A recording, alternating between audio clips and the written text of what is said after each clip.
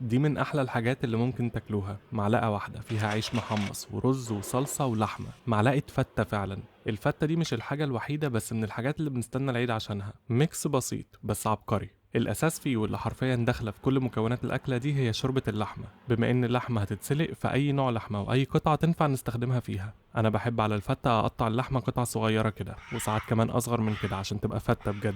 وكمان عشان انا هحمرها، ولو حمرتها كبيره كده الكراست هيتكون من بره بس، لكن لو قطعتها المساحه اللي هيبقى عليها الكراست المتحمر هتزيد الحته دي. هتفهموا اكتر وانا بعملها في الاخر. دول كانوا نص كيلو. على الشوربه بتاعتهم حطيت 4 حبهانات وقرنفلتين وورقتين لورل و10 حبات فلفل اسود سلام وبصله متقطعه ومعلقه بس صغيره ملح. لما اللحمة استوت كويس صفيت الشوربة من البصل والتوابل ورجعت فيها اللحمة. هستخدم من الشوربة دي اللي محتاجه، والباقي بشيله في الفريزر. والشوربة لسه سخنة عملت الرز. سيحت معلقة سمنة على نار بين الهادية والمتوسطة، وحطيت فيها كوباية رز مغسولة ومتصفية. سامعين الصوت ده؟ ده صوت المية المتبقية على الرز من الغسيل وهي بتتبخر. عشان الرز يطلع مفلفل بقلبه في السمنة لحد ما الصوت ده يوطى خالص، والسمنة تغطي حبات الرز من كل حتة، وريحة الرز تبدأ تظهر شوية. هنا بحط مرة وربع كمية الرز شوربة، يعني لكوباية الرز حطيت كوباية وربع شوربة، وعليهم معلقة صغيرة ملح.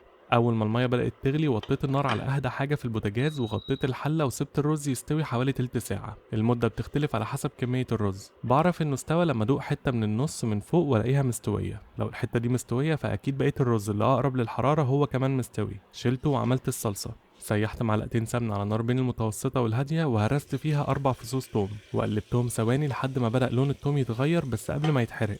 هنا حطيت كوبايتين عصير طماطم متصفية، وكوباية من الشوربة، ومعلقتين كبار معجون طماطم، ومعلقة صغيرة ملح، ونص معلقة صغيرة فلفل اسود، وربع معلقة صغيرة سكر. وقلبتهم كويس ووطيت النار وسبت الصلصة تغلي على نار هادية ربع ساعة. بعد الربع ساعة لما لونها بقى أقوى كده دقتها عشان أشوف لو ناقصة ملح، وشلتها من على النار. والعيش بقى طبعا لازم يبقى عيش بلدي مصري. دول 3 رغيفة صغيرين. ما كانش طازة العيش اللي عندي، بس مش مشكلة خالص لأننا كده كده هنحمصه. قطعته مربعات حوالي سنتي ونص في سنتي ونص كده، ودلقت عليهم معلقتين سمنة سايحين، وغطيت كل المربعات دي بالسمنة كويس. ممكن تحمصوه في الطاسة، بس عشان تقرمش احسن انا بحطها في فرن متسخن على 200 وانا مشغل المروحة. اعملوها في الاير فراير من غير سمنة لو عاملين دايت، بس احنا في عيد يعني. طلعت العيش لما لونه اتحمص كويس وبقى مقرمش كده بصعوبة جدا، قاومت اني ماكلوش لوحده زي الشيبسي، وبدأت احمر اللحمة. سيحت سمنة في طاسة على نار بين العالية والمتوسطة، وحطيت فيها مكعبات اللحمة وقلبتها لما الوش الأول اتحمر. حاولوا تحمروا ال4 وشوش، بس تابعوها كويس وما تسيبوهاش كتير عشان ما تتحرقش. وممكن أصلا تاكلوا اللحمة مسلوقة مش محمرة، كتير بياكلوها كده، بس زي ما قلتلكوا احنا في عيد يعني. بعد ما اتحمرت رشيت عليها الملح والفلفل الأسود، وكده مش فاضل غير إن أرص الفتة.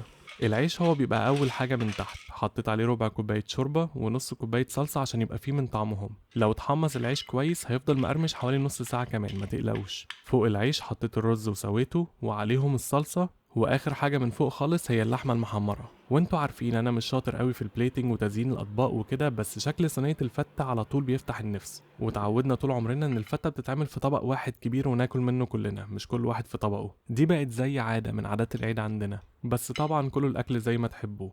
ولو وصلتوا للنقطه دي في الفيديو، شكرا جدا عشان بتتفرجوا للاخر.